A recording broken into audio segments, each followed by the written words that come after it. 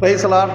ஏற்ற காலத்தை நடத்துகிற தேவனை ஸ்தோத்தரிப்போம். லேவியராகமம் 24 அதிகாரம் 4வது வசனத்திலே, நான் ஏற்ற காலத்தில் உங்களுக்கு மழையை பெய்ய பண்ணுவேன், பூமி தன் பலனையும் வெளியில் உள்ள மரங்கள் தங்கள் கனிகளையும் கொடுக்கும் என்று சொல்லி அங்கே லேவியராகமத்திலே நாம் வாசிக்கிறோம். தேவன் இஸ்ரவேல் ஜனங்களுக்கு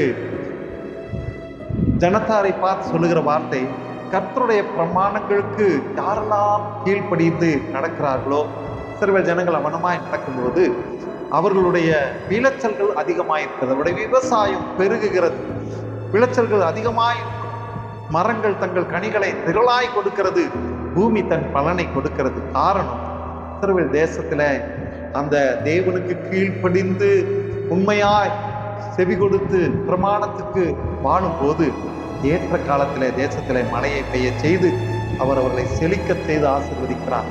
நாமும் அவருக்கு கீழ்ப்படித்திருப்போம். நம்முடைய வாழ்க்கையை கர்த்தர் செழிக்க செய்வாராக. ஆமென், ஆமென், ஆமென்.